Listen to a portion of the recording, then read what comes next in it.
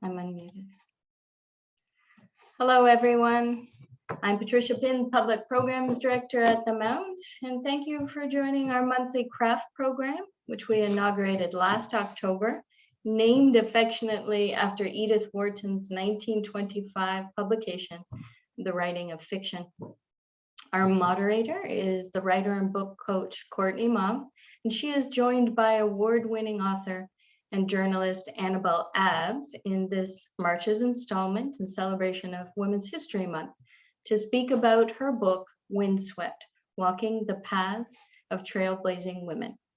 Please join me in welcoming Annabel and Courtney.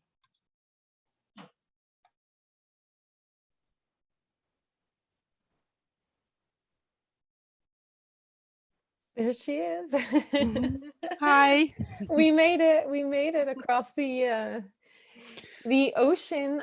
Thank you everyone for joining us. I see that some people are still walking in, and thank you the Mount for hosting us, and Annabel, thank you so much for joining us. It's a bit late where you are, which is actually a fun place to start. I always like to start by asking our guests, let's center ourselves geographically. I am in Connecticut, and it is perfect weather for me today to be speaking to you because it is incredibly windy. We have a wind advisory. So what better day to talk about your fantastic book, Windswept. So what about you? Where are you joining us from today? Or this evening?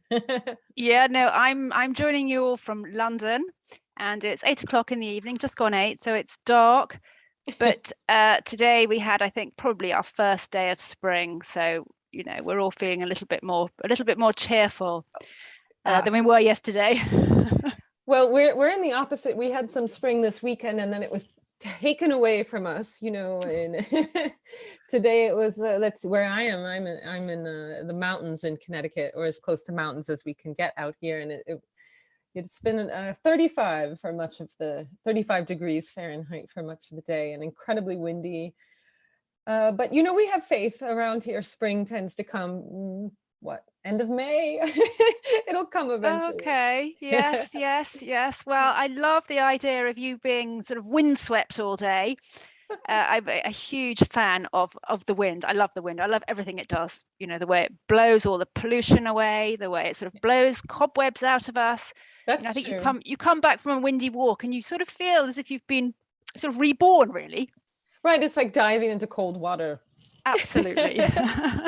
So speaking of wind and walking, I love our selection of your book for Women's History Month. It is an incredible book, and as we always say, if you have not yet been able to read this incredible book, which, by the way, we share a publisher an American publisher in Tin House. So it's a beautiful book, and Mother's Day is coming up. Excellent gift choice. So in your own words, could you tell our audience a little bit about this book and what might draw them into it? Sure. Well, it's sort of what we call over here blended nonfiction. So it's a mixture of memoir and group biography and travelogue, sort of all packed in together.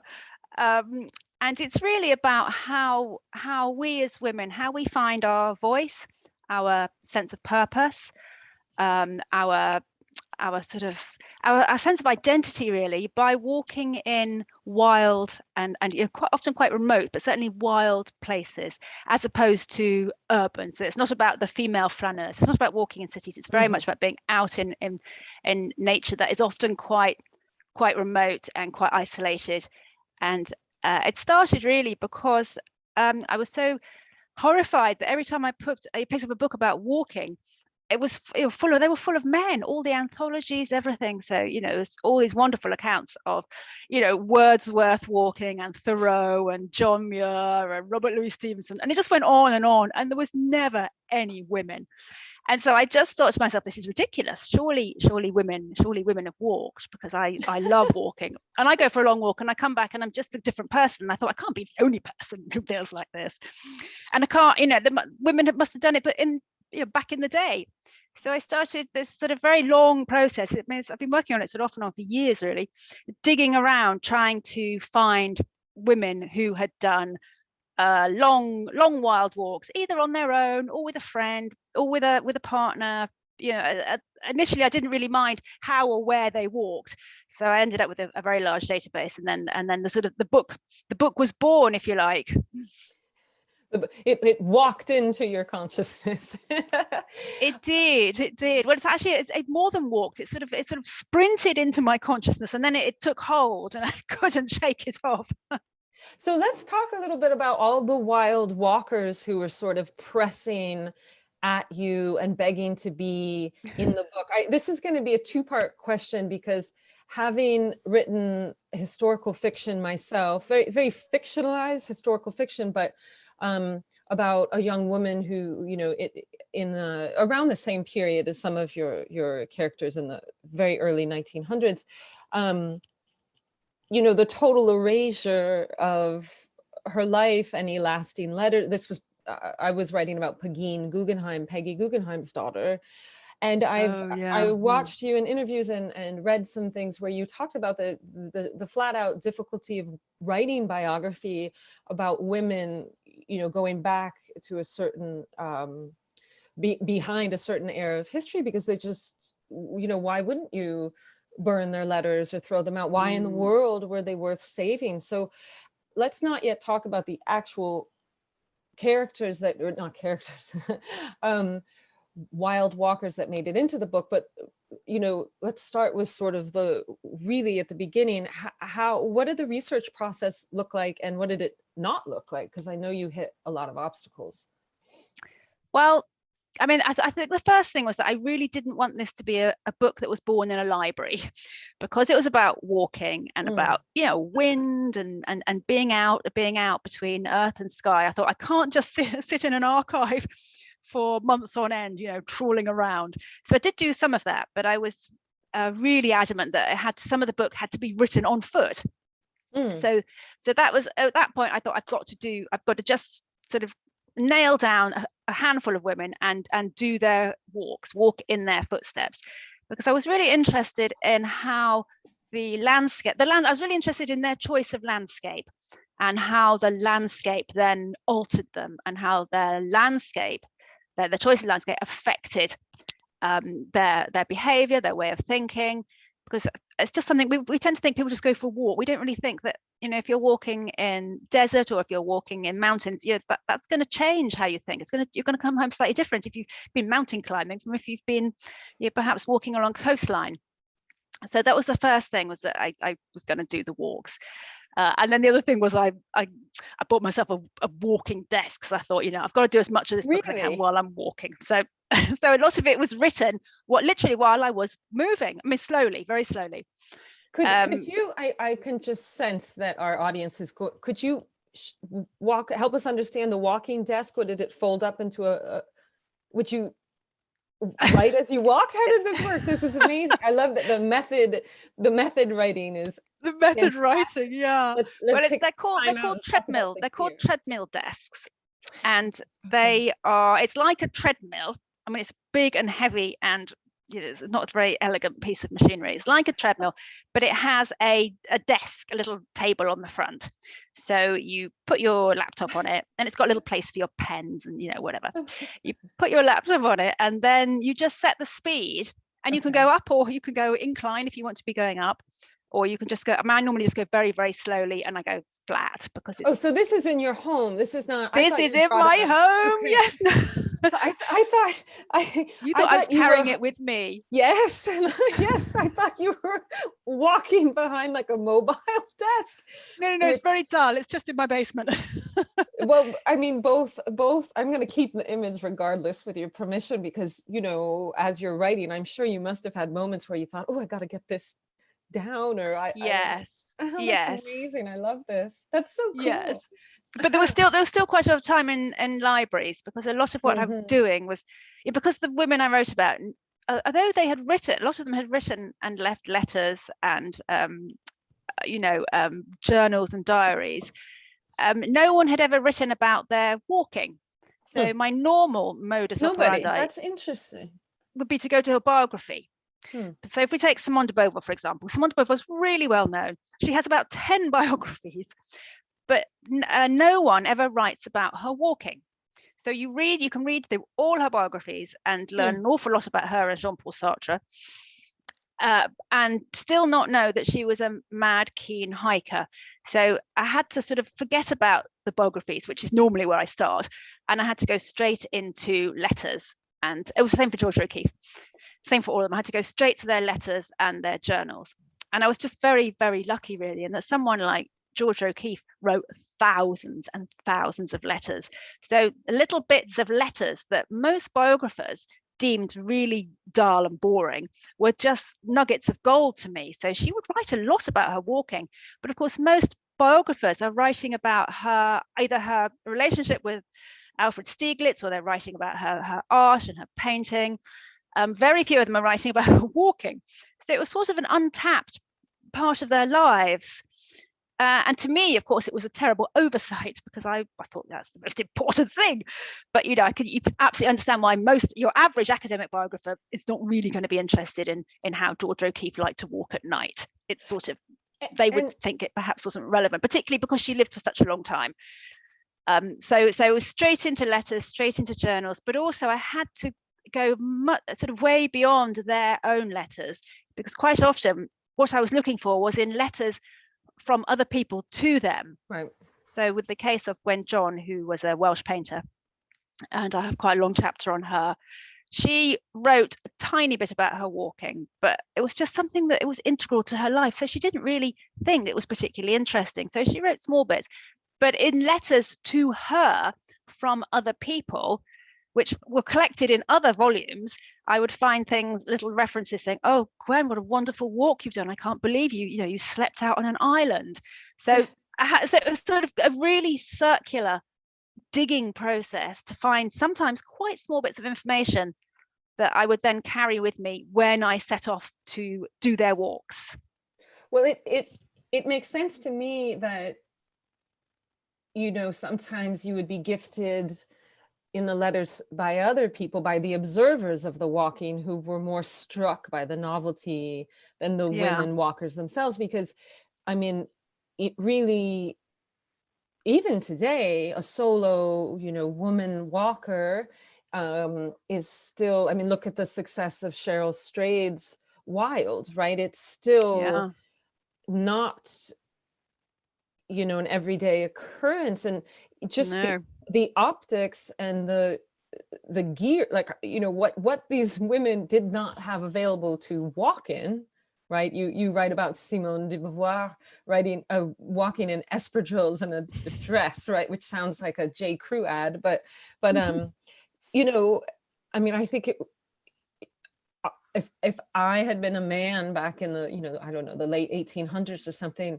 out for a picnic, I don't know, or even a shepherd or something, and a woman sweating, a sweating woman comes by, and just to see a woman sweat or do any kind of exertion in the olden days was really taboo. So it's sort of astonishing. I do wonder to what degree a lot of these biographers themselves, from a point of prejudice, just didn't think, oh, this person's writing about walking, but I don't care about walking, so I'm not going to include it. Where in fact, if you look at it through a feminist lens, it's a wildly independent act and very, very dangerous. Still very dangerous. And I had to constantly remind myself that although I was walking with a lovely modern lightweight backpack and a mobile phone, and I had my rehydratable meals and waterproof trousers, they didn't have any of that. Right. They were walking in quite often the most ludicrous clothing. So for example, they had no walking boots. Walking boots weren't made for women because, as you say, women weren't supposed to be walking. So they would have to often, Simone de Beauvoir wore espadrilles, but Nan Shepherd had to wear, up in Scotland where the terrain is much wetter and much more rugged, she had to wear working men's hobnailed boots, which must have been incredibly uncomfortable, with old-fashioned wool socks. Oh, God. They all walked in skirts, I think Simone de Beauvoir did eventually move to trousers, but the first few years she used to walk in a little dress, with her picnic lunch in a basket.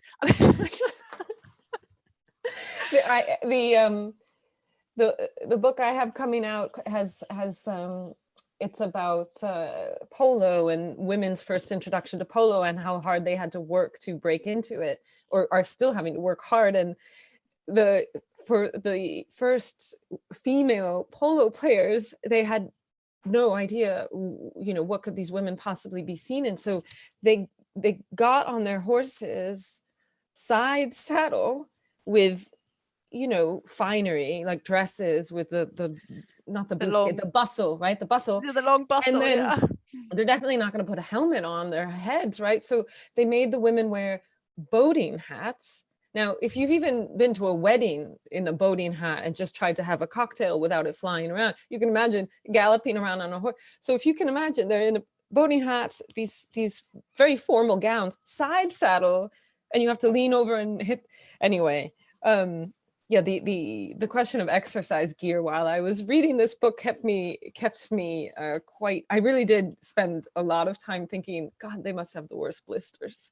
I just wanted to give them moleskin for their blisters.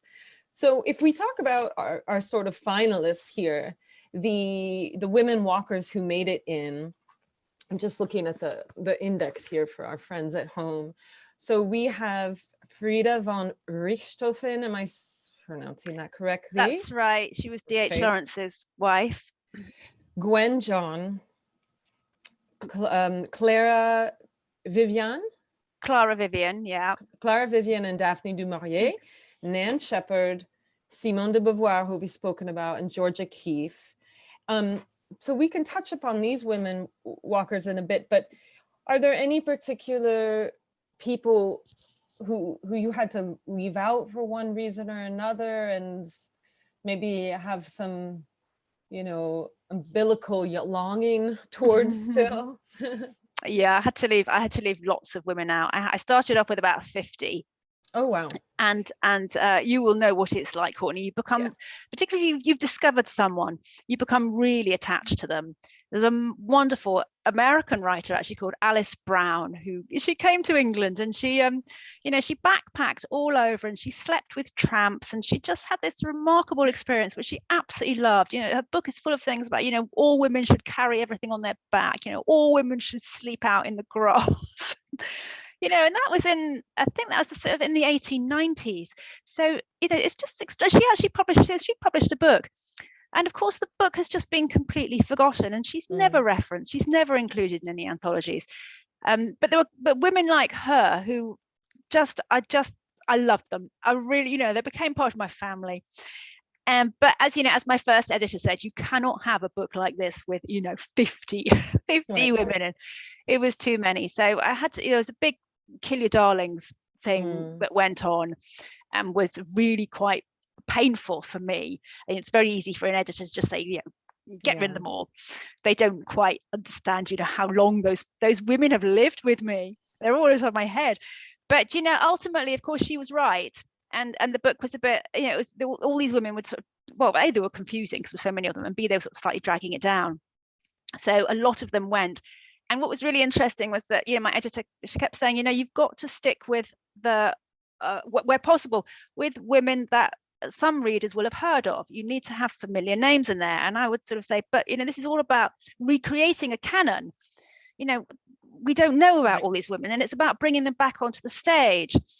And she argued very eloquently, really. She said, people won't be interested because they don't know them. And I was like, but that's the point. That's the point. Right. So in the end, I sort of managed to get one in that no one had heard of. But it's funny now when I talk to people and I do lots and lots of interviews and things, everyone is very keen to know about the women that they know of. So they're all very keen to know about Georgia O'Keeffe, right. All very interested in Simone de Beauvoir, and the woman in there, Clara Vivian, that really no one knows, although she was quite prolific and successful writer. No one ever asks me about her. So my editor was right, really, in the sense that people need some connection. Well, there's also a certain perversion, because it's true, I I came of age a huge Georgia O'Keeffe fan, but you know, a fan of her artwork. And I mean, until I read your book, I had no idea that she was a walker. Ditto for Simone de Beauvoir. I mean, I was a comp lit major. I was forced to read a lot of French theory and feminist theory. And, you know, for me, Beauvoir was just someone who was sort of out on the urban scene a lot and, you know, arguing with men and writing furiously in I don't know, a top floor of a Parisian apartment. And I mean, this blew my mind when I realized, you know, on top of all her other talents, she was also this intrepid, brave woman. So I do think, you know, we can certainly forgive people for finding these salient and exciting details about women that they've, you know, probably grown up admiring. And then the other ones can come later. You know, maybe you have to do a sequel. Maybe they will come later. But yes, you do, indeed. I think you, if I'm correct, you include some of these left out walkers on your Instagram. Is that right? I'll type this up, I think. Yeah. So ever since the book came out, I just put one a week of the forgotten, the unwanted female walkers. I put one a week on my Instagram and my social media. But also I managed to get some into, so there's a lot of material that got chopped out of Windswept. What's your Instagram real quick? I'm going to throw it in the chat. Oh, it's at Annabel Abbs. Okay. So if people, I'm putting this in the chat if people want to check out the. Actually, what's great is quite often people will send me information on other women. So my 50 is now sort of about 150 because people from all over the world are saying, oh, you must include this woman and you must put this woman up there. So there are just so do many. a daily calendar, perhaps. Oh, I think daily is a bit beyond me. Weekly. Weekly is good. So and again, so some of the women that got chopped out, I managed to put into a second book. That we can come to later. So I do feel that they did, you know, that they did find a little space somewhere. Right, and they'll keep, you know, strolling about in your head and heart. They and will. we will come around to that book. I want to remind people as we approach the halfway point that as we're talking, we will not consider it rude if you start to have questions or think you know, think of something that you would like to ask, please drop it into the Q&A tab, not the chat tab, but the Q&A tab. And you can pop questions in there at any point because we will leave time for a Q&A at the end. So kind of a craft question. I want to ask you, you have lots of books under your belt. You have, and lots of books under your writing desk or your treadmill, some novels, I think, 3, right? Okay. 3, yeah. And then this book is a real hybrid. I mean, to describe it, I think Abbott Collar has the best words here. A beautiful blurb on the cover of the American edition, a gorgeous and revelatory blend of memoir, travelogue, and long forgotten history. And it really is, you know, you have biography, you have group biography, you have some academic research, you have memoir, and then it's also sort of a sports memoir. So did you come out the gate with your first drafts with this, you know, blended project, or was it through revisions and gumption that you got to this? Well, I really love the blended genre. There's something about it that I just like. There's just so much. These blended non-fiction books, they can just pack so many ideas in, and ideas seen through different lenses, and I really love that. So, you know, if you get just a straight memoir, you know, that's fairly straightforward, really, isn't it? But the idea that well, for me anyway, that I was seeing things through the eyes of these other women was quite powerful for me, and helped made it a much more interesting book. If it had just been an account of me doing a few walks, it would have been really boring, I can tell you. But because I was trying to understand them through their landscapes, and they were sort of, this sounds a bit weird, but they were sort of speaking back to me in a strange way.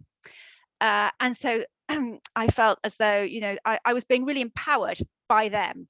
Whereas if I'd just gone for gone for a long walk, I think I might have just come back exactly the same. Well, maybe a little bit more muscular or whatever, but I'd have come back pretty much the same. But when you're walking, it's sort of like each walk was like a pilgrimage, really. So when you're walking, when you're following in the footsteps of a woman who did a walk, and you know why she did it, and you know when she did it, and you know what she was going through emotionally at the time, to sort of almost relive her walk, but through your own experience, is a very transformative experience. So I came back really understanding so much more about myself that would never have happened if I don't think, if I just walked on my own. So when I was walking sort of in Georgia O'Keeffe's footsteps, you know, really, I wasn't really thinking very much about myself. I was thinking about her, but through her, you know, obviously through her, I started to think about myself. And, you know, you ask all these questions, would I have done that?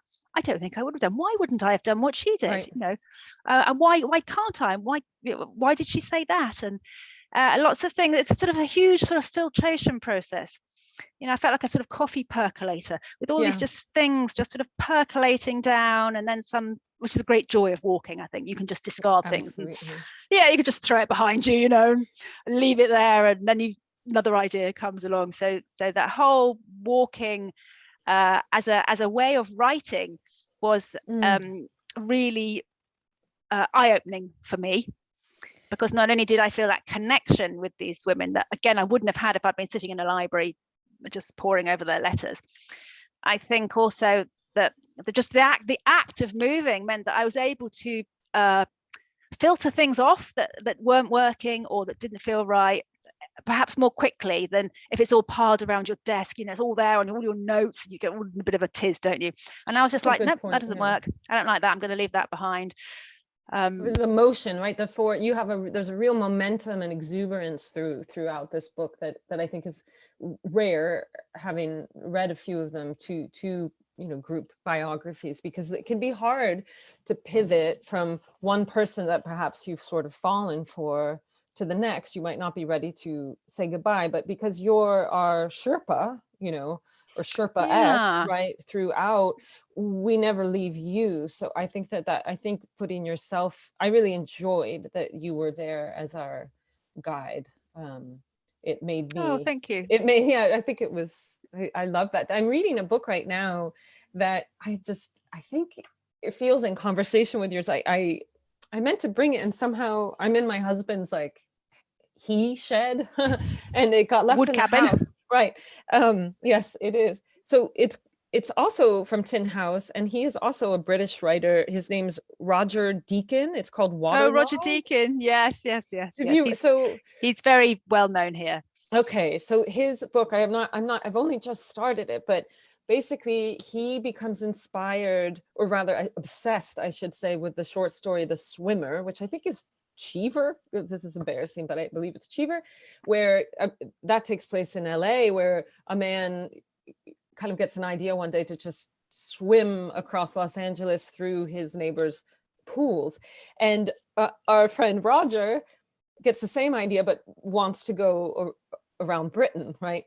And opening scene, he has a moat around his house, and he gets into his moat, which sort of blew my mind, because I have a pond and I am not getting in my pond. He must have a cleaner.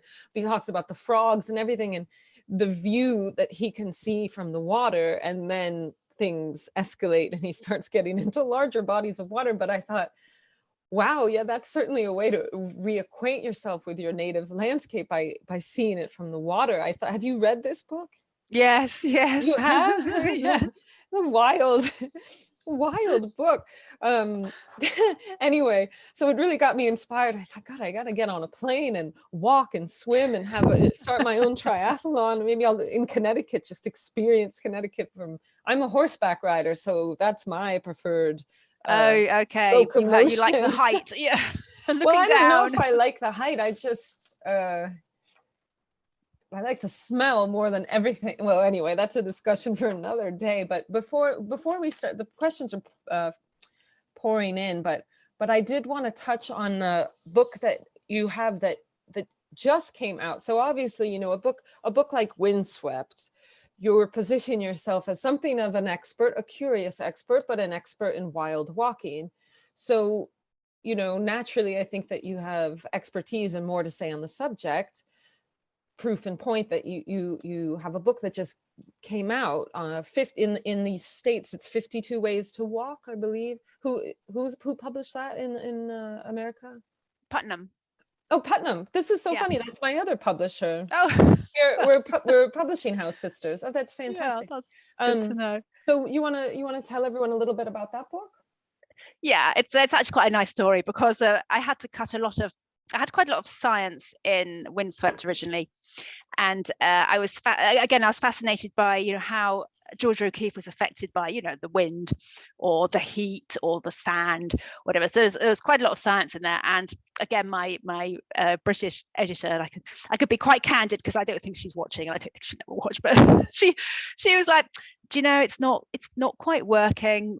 The jump, and I struggled with this, the jump from sort of more literary, poetic prose to sort of more data-driven science, which I found fascinating. Sometimes it was just a bit clunky. So she said, I want you to strip it all out. And of course I was a bit like, oh my, I've lost my women and now I'm losing my science.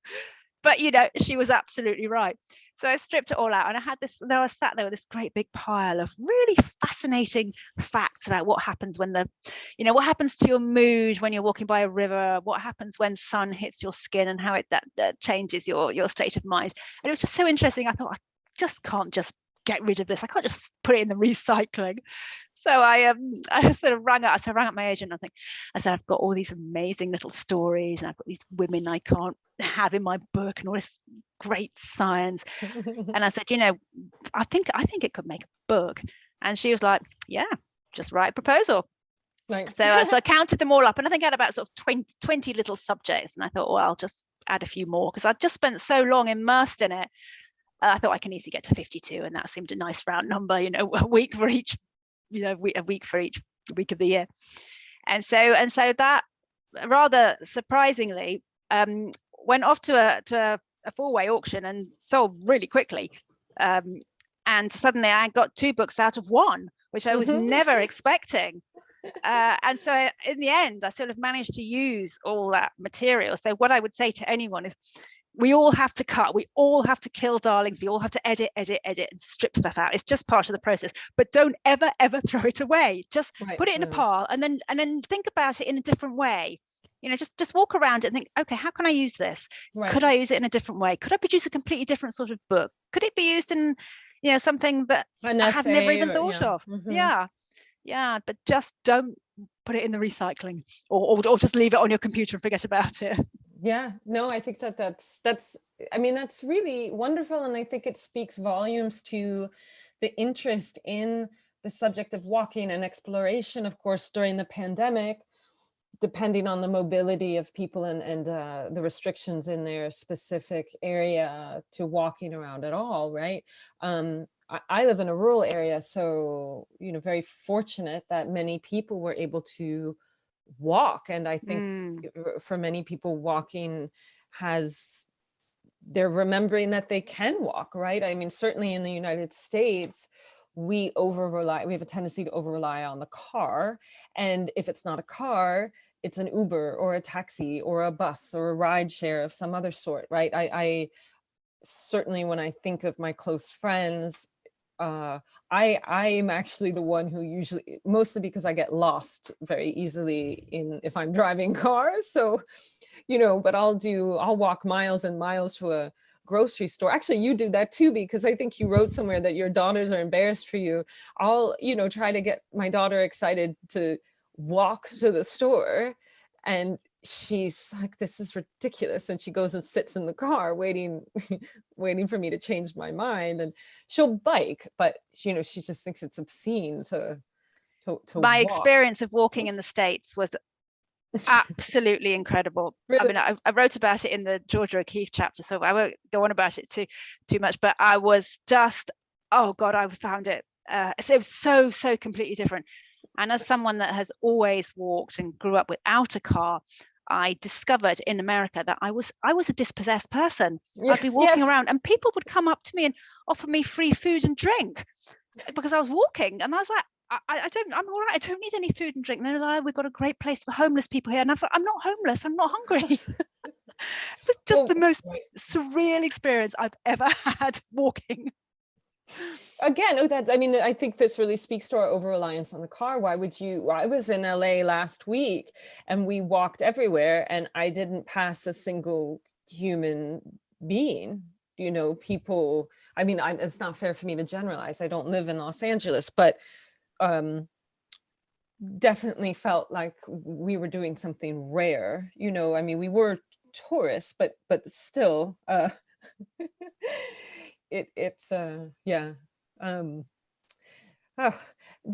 we were starting to get some good questions, and don't be offended, dear friends, if I'm reading these out of order. There's a method to the madness. We have a great question from Nancy Walters. What did you discover about the connection between walking and the creative process? Poets Wordsworth and Howard Nemerov actively formed lines of verse while walking. What about other creative people, including non-poets, composers, and artists? Well, I'd just like to point out that William Wordsworth did walk along creating lines of poetry, but Dorothy walked behind him writing them down. Oh my goodness. Thank you for pointing that out. Yeah, so what would he yell them out to her? Yeah, he would just, she was basically his sort of amanuensis, and he would walk along and the verse would come to him and she would write them down and she would take notes, and quite often then he'd get home and he'd say, I can't remember what they were, and she'd say, oh, here they are, darling William. Or he would say, what was that flower, what was that color, what was that? And she had taken notes of everything, so she would say, well, that was a celandine and it was yellow, and then he'd put it into his verse. So I didn't have that luxury on my walks. But it's true that I think that your brain works differently. It works differently, and I'm don't really understand why or how it's working differently. But there's a part of it, I think, is just very straightforward. You're not distracted by, if you're sitting in your home, you're thinking, oh God, that light bulb, I haven't changed the light bulb, and oh my God, there's cobwebs up there. So you're away from all of the distractions of home and blood flow. That's just the biomechanics. Physiologically, right? The biomechanics, physiologically, you've got much more oxygen going to your brain, and you've got much more blood going to your brain. So everything is just moving around. So I think that has been shown to help. I think the way the process works, apparently, is that when your brain is reoxygenated and the blood is fresh and it's all moving around, you start to make connections between memories. So memories that are perhaps sort of long gone or forgotten or just deeply buried, they start to swim to the surface, and more recent memories start to come in, and things start to connect in a different way from when you're just sitting at your desk and there's no oxygen and no blood. So I think that's how scientists are describing the mechanics of it. I'm sure you're inspiring a lot of people on our call today to write while walking. And oh God, always take notes when you go out. Sketch. I think I'm going to drag my husband around and just yell ideas at him in the back and make him dictate them. That's what I do with Siri. I use Siri. I sort of walk around and I use my voice recorder all the time, and I treat Siri like an assistant. Like Dorothy Wordsworth, yes. But yes. Fantastic. And then we have another question. In this book, Windswept, what is the year's range of these women walkers? Meaning, first year was it 1700s to the 1910s? By the way, I am for years a solo hiker backpacker. I keep a journal of my walks. Oh, fantastic. Perfect. I think the earliest is Gwen John walking in 1903, and then Clara Vivian is walking in I think about 1956. So it's the first half of the 20th century. But then there's you walking, right? So and then there's me walking now, a couple of years ago. But of course, women were walking long before that. It's just that it was quite hard. It was quite hard to find interesting material and they didn't really leave wasn't enough stuff for me. So I decided to focus on that period. And the really interesting thing about that period, of course, is the time of the suffragettes. It's the time of women's liberation. So it was the first time really that women could go off, particularly sort of go off on their own, or wear men's boots and feel that they had a little bit of agency. And that didn't really happen with the earlier walkers. Jennifer Thompson's asking, were there any walking clubs for women? So I imagine Jennifer means during the time in which you're writing about. Yeah, there were walking clubs. There were walking clubs just starting really. And so in the UK we have some really interesting clubs. Sometimes they were single sex, so female school teachers would often walk together. A lot of male walking clubs, some of which let women in, many of which didn't.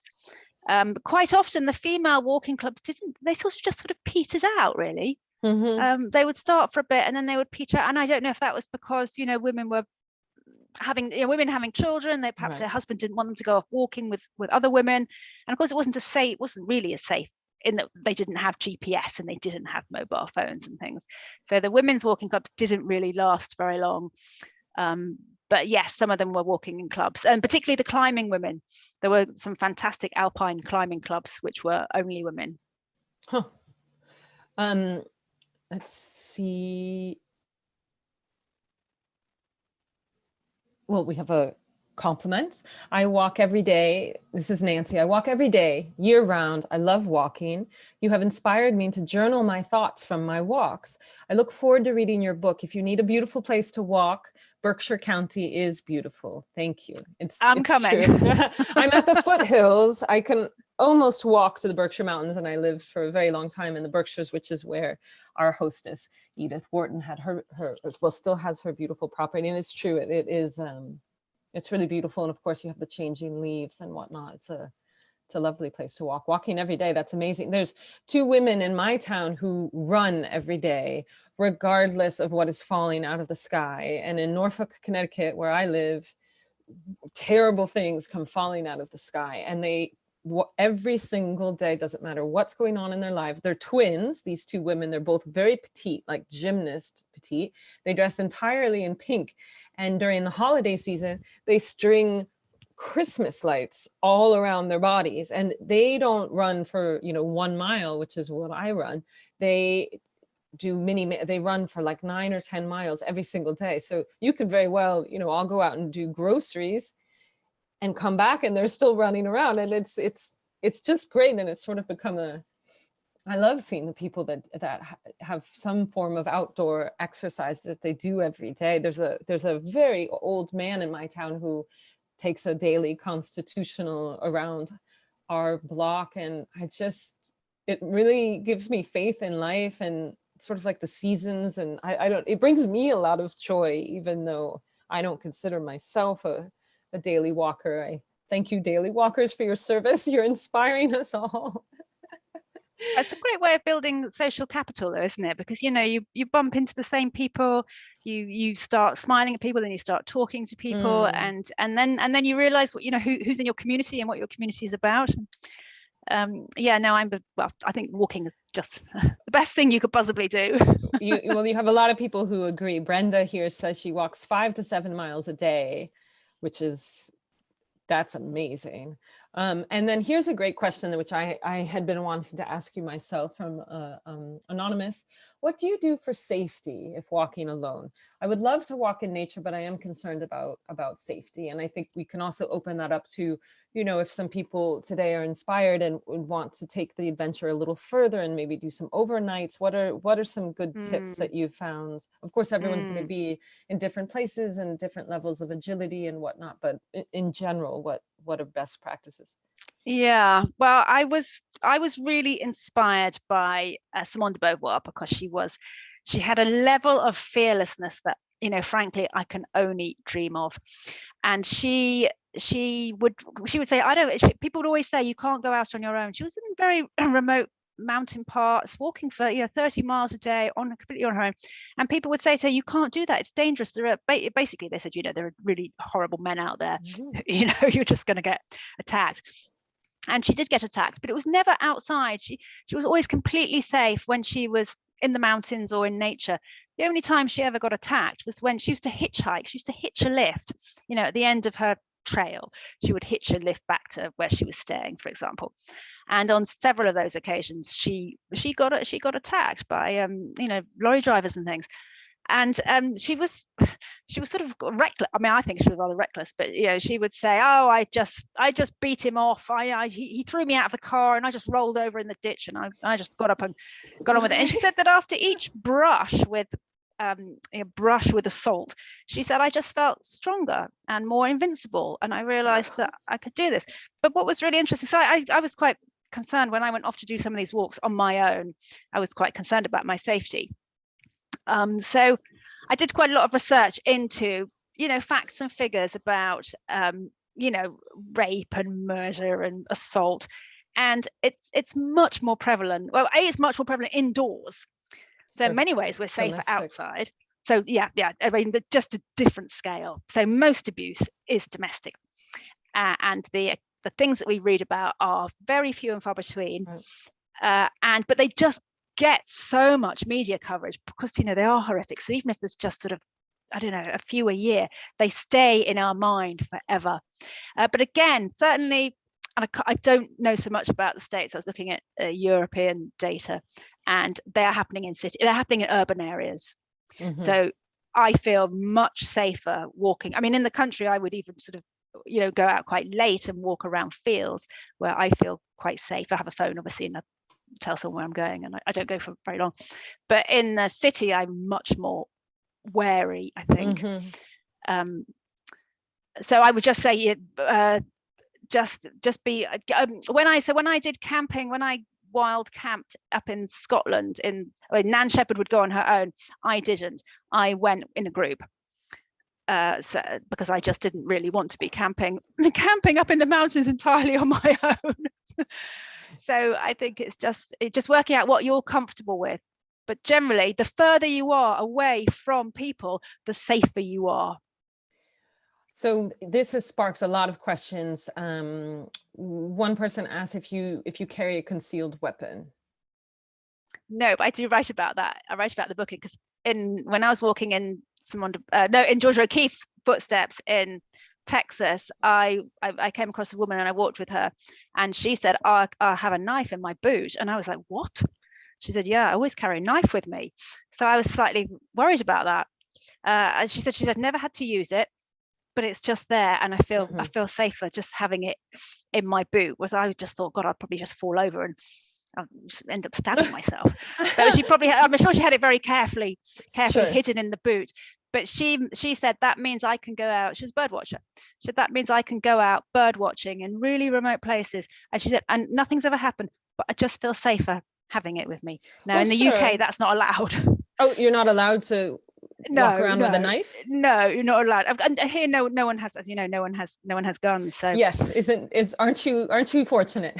Yes. To have a regular gun law. That's so interesting. So, but what about? I probably could have a penknife. Actually, I could probably walk with a penknife. Fascinating, because this is really interesting. I mean, in North America, certainly we are contending with some pretty vicious animals. I mean, even in my suburban, right? So, I mean, I had to stop listening to, our big radio station here is NPR, and there's a very popular program called This American Life, where people kind of tell interesting but normal stories about what it's like being an American. And I'll never forget when I lived in a very rural part of the Berkshires, in the middle of the woods, and was at that point doing a lot of walking and running through the woods. There was this program about a woman who walked every single day alone, and she was a bit older, maybe 70, and one day was attacked by a rabid raccoon and almost lost both her life and her leg. And at that point, I never forgot that. And so we do have another question about, the threat of animals, bears, mountain lions, etc., which might be specific to the places where some of us live. But I've hiked a lot in Utah and out west, and at one point I was being tracked by something, and especially while menstruating in some of these places where there's you know, if you're dealing with, forget the human predators, but did you come across, it doesn't sound like you do it yourself, but did you come across anyone who hikes with, and you know, bear sprays or bear bells or anything like that?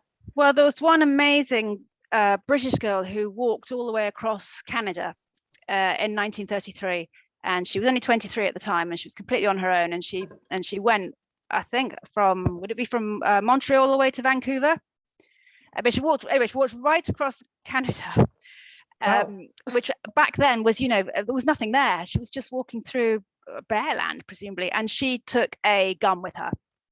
And she never had to use it, but every night in her tent, which she would just pitch, you know, in a forest, she's a remarkable woman. She would just get her gun out, and she would make sure everything worked. And she writes in her book about how just having the gun, just having it there and being able to look at it and take it apart, she found that very, very calming. So, but you're absolutely right, we don't have any wild animals here, so I haven't had to contend with that. And Georgia O'Keeffe didn't, I mean, she didn't ever come across any wild animals, and she certainly wasn't, she didn't ever write about being frightened of wild animals, either on the Texas plains, although I think that was, I don't think there was much wild there then. It was more sort of ranch things. And then in New Mexico, no, she didn't seem to worry. She didn't worry about wild animals. So they're probably further in North America, further up north. Right, or further south. I mean, I think in New Mexico there would have been some mountain lions, but you know, who knows? We can't speak for her. I don't know. I guess these women, the women that you wrote about, they did not travel with a dog or anything, right? Some of the women I wrote, some of the women I didn't write about who got cut out, they walked with dogs. There was an amazing woman from Yorkshire in England who walked all over the Pyrenees on her own, just with all her things in a carpet bag, and she took a dog with her, and she said that she couldn't have done it without her dog. It was just a little dog, a little terrier, but her dog was everything. I mean, companion, protection, just invaluable. So I think going with a dog would be a really good idea. Yeah, I think especially in some of the more animal-filled areas of North America. I have a large cat who's a good hunter, but he won't let me walk with him. So, but if I was to embark on a journey like this, I too would take a dog. I mean, I keep thinking about this Canadian woman, because I don't know if you've spent any time in where it sounds like she traveled in Canada, but the worst mosquitoes I have ever encountered in my life. I mean, they're monstrous, known for their savagery. So this woman is truly amazing who crossed Canada. Yeah, she was absolutely amazing. We have Rebecca Taylor is asking, can you talk about your next project? Yes. Okay. So the book that I'm writing at the moment is about it's about the female relationship with the night and with darkness. Oh, wow. And it's sort of a little bit born out of Windswept, because I discovered when I was researching Windswept, I discovered that a lot of these women, not only were they hiking alone in, you know, remote places, but a lot of them were going out at night. And again, I'm just, you know, completely walking terrified. At night. They were walking at night, yeah. Particularly like during the Second World War, they would all have to walk if they wanted to hear the radio, hear the news. They would sometimes walk miles to the nearest house with a radio, because they didn't have, you know, so their lives are so different from ours. And Gwen John, she used to walk out all night and sleep in parks in Paris. And I thought, this is just, I thought, how come no one knows about this? And why am I so scared of darkness and night? So it sort of started from that. Georgia O'Keeffe often used to walk out at night, at midnight, sometimes with her sister, sometimes on her own. And it seemed to be such a normal thing. And I was just sort of completely taken by surprise. Well, that's really wild, especially sleeping in the park benches. Did you find... I haven't done that. I just like to point out. Oh, no, I don't think I would recommend that. I used to live in Paris. I do not recommend sleeping on a Paris park bench at all. No. Definitely have some sort of weapon if you do that. But I guess listening to you talk about that, I can't help but wonder, for the women who you researched who were of a, you know, certain level of social standing or in a certain socioeconomic class, how did they avoid reputational damage? Because a woman, alone, unescorted, sleeping on a park bench, in a certain era, or even now, people are going to think things, right? So Yeah. what did you find out about that? Well, again, they didn't, other than Gwen John in the park in Paris, they didn't usually do it in urban areas. So Simone de Beauvoir would sleep out on a park, not on a park bench, on a bench, but it would be somewhere in a village where no one knew her, and she'd sort of arrive at 10 o'clock, put her head down on the bench, and then she'd be up and off before anyone saw her. So her reputation was intact. But the night walking is really just one chapter. I'm really looking at insomnia and women who can't sleep, and women who get up and paint, and who get up and write, and don't just do what I do, which is what I used to do, is just sort of lie there thinking, oh, I must get to sleep, So I was quite interested by what people did before they had sleeping pills, and before they had all the sleep aids, melatonin, and all the things that we're sort of throwing down. And did women always slept as badly as they do now? Is it a new thing? And what they did, but I'm looking particularly at people like Sylvia Plath and all her night poetry, and Lee Krasner and Louise Bourgeois, and all the amazing paintings they produce in the middle of the night. So I'm a chronic insomniac. I write a lot about that in my own forthcoming memoir. So this is when can I get the? I mean, this sounds incredible. It's right up my alley. When do you have to deliver that book? October.